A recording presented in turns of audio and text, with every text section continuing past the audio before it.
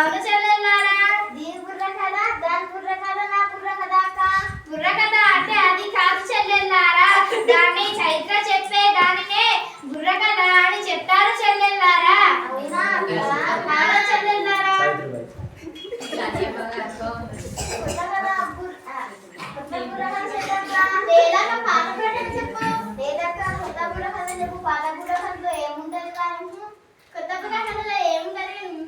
మీ గోల ఆపండి. మన చదువుల తల్లి సావిత్రిబాయి పూలే బుర్ర కథను చేయబోతున్నాము చెల్లెల్లారా.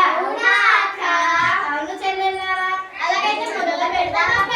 సరే చెల్లెల్లారా. అలాగే అక్క. 1931 జనవరి 3న మహారాష్ట్రంలో సతా జిల్లాలోన నైగా అనే గ్రామంలోన పేద ఇంటి కుటుంబంలోన నవసేపట్టే లక్ష్మీబాయిల పుట్టుకే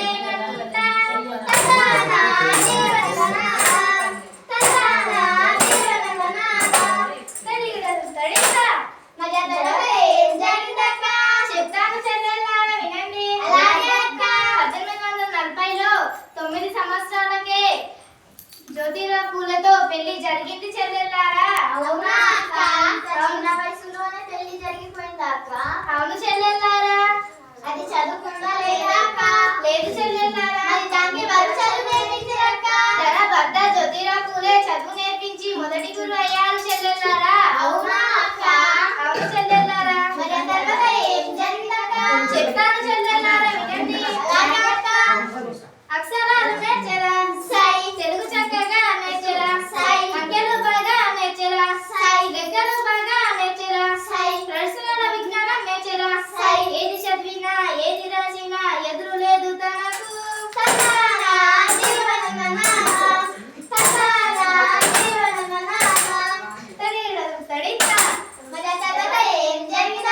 చెప్తాను చెల్లెల్లారా వినండి. అలాగే అక్క. 1848లో భర్తతో కలిసి అనగారిన వర్గాల బాలికల కోసం పూణేలో కేవలం 9 మంది బాలికలతో మొదటి పాఠశాలను ప్రారంభించారు చెల్లెల్లారా. అవునా అక్క. అవును చెల్లెల్లారా. మరి ఆ తర్వాత ఏం జరిగిందక్క. చెప్తాను చెల్లెల్లారా వినండి. అలాగే అక్క. పాఠశాలకు బయలుదేరేరా, రాళ్ళతో బుద్ధతో కొట్టేరా, అవమానమెన్నో చేసేరా, వేధింపులెన్నో చేసేరా, బూతులెన్నో తిట్టేరా, ఎంత కొట్టినా ఎంత తిట్టినా భయం లేదు తనకు.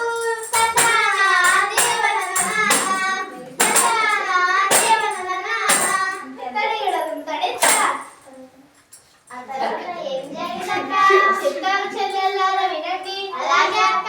ఎన్ని ఇబ్బందులు వచ్చినా ఏం చేసినా ధైర్యంగా తన పనులు తను చేసుకునే చెల్లెల్లారా. అవునా అక్క. అవును చెల్లెల్లారా. మరి ఆ తర్వాత ఏం జరిగిందక్క. చెప్తాను చెల్లెల్లారా వినండి. అలాగే అక్క.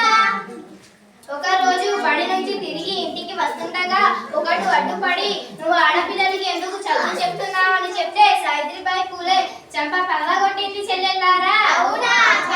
మంచి పని చేసింది. అవును చెల్లెల్లారా. నా పని నేను చేసుకుంటున్నాను కదా, మీకేమైనా ఇబ్బందిగా ఉందా అని చెప్తే ఆడు ముఖం తెచ్చుకొని వెళ్ళిపోయాడు చెల్లెల్లారా. అవును చెల్లెల్లారా. ఆ తర్వాత ఏం జరిగిందక్క. చెప్తాను చెల్లెల్లారా వినండి. అలాగే అక్క. సొంత పిల్లలు లేరుగా, దత్తపుత్రుని పెంచరా, పేద పిల్లలకు ప్రేమించరా, మహిళలకు విద్య నేర్చరా, అభయస్థానాలకు గురి అయ్యరా, ఎవరు వచ్చినా వేచి పెట్టినా భయములే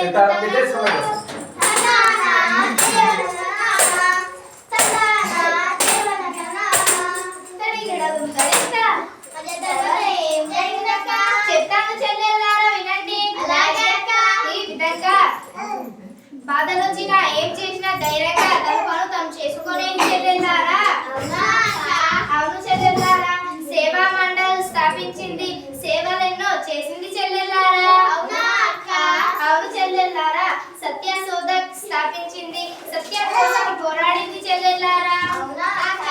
అవును చెల్లెల్లారా. ఆ తర్వాత ఏం జరిగిందక్క. చెప్తాను చెల్లెల్లారా వినండి. అలాగే అక్క. బాల్య వివాహాలు ఆపేరా, మూఢనమ్మకాలు తరిమేరా, సతీసగమాన్ని ఆపేరా, కవయిత్రి అయ్యేరా, రచనలెన్నో రాసేరా, బాధలు వచ్చిన బరువులొచ్చిన భయము లేదు తనకు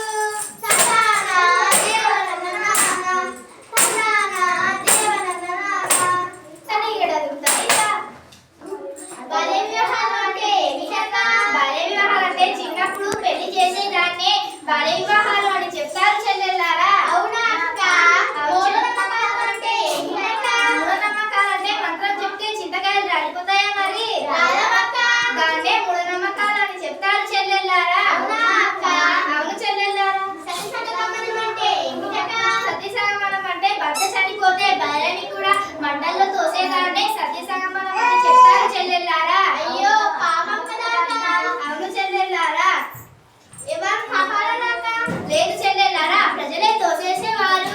నిజమేరా? ఆ తర్వాత ఏం జరిగిందట? చెప్తాను చెల్లెల్లారా, వినండి. ఇది చేస్తున్నప్పటికే 1890 నవంబర్ 28న భర్త మరణించారు చెల్లెల్లారా. అయ్యో అలాగా. అవును చెల్లెల్లారా. అంతులేని బాధతో తానే చితికి నిప్పు అంటించి చైత్ర సృష్టించింది చెల్లెల్లారా. అవునా అక్క? నీకేమైనా పిచ్చా? ఆడవాళ్ళకి పంపిస్తారా ఏంటక్క? లేదు చెల్లెల్లారా, ఆడవాళ్ళు కూడా చేయాలని స్వయంగా చితికి నిప్పు అంటించి చైత్ర సృష్టించింది చెల్లెల్లారా. అవునా అక్క? అవును చెల్లెల్లారా. మరి ఆ తర్వాత ఏం జరిగిందక్క? చెప్తాను చెల్లెల్లారా, వినండి. అలాగే అక్క. మహారాష్ట్రలో కరువు కాటకాలు వచ్చేరా. ప్రజలు తల్లడిల్లిపోయేరా. పేగు వ్యాధి వచ్చేరా. అతలకు తరమయ్యేరా. చందాలు వసూలు చేసేరా. సేవలే వచ్చేసేరా. వ్యాధులొచ్చినా కరువులొచ్చినా భయము లేదు తనకు.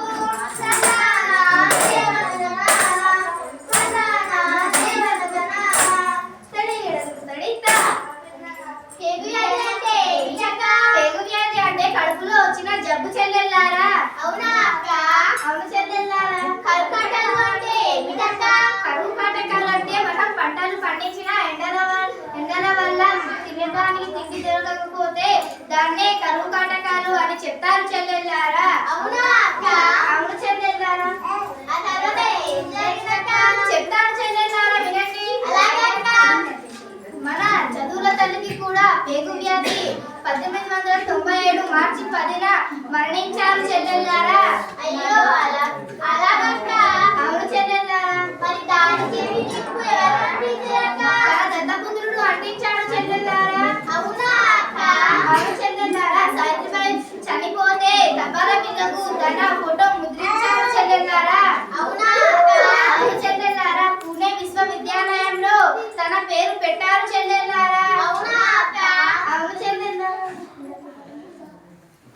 ఇంతకు కథ ముగిసిందా అక్క? అవును చెల్లెల్లారా.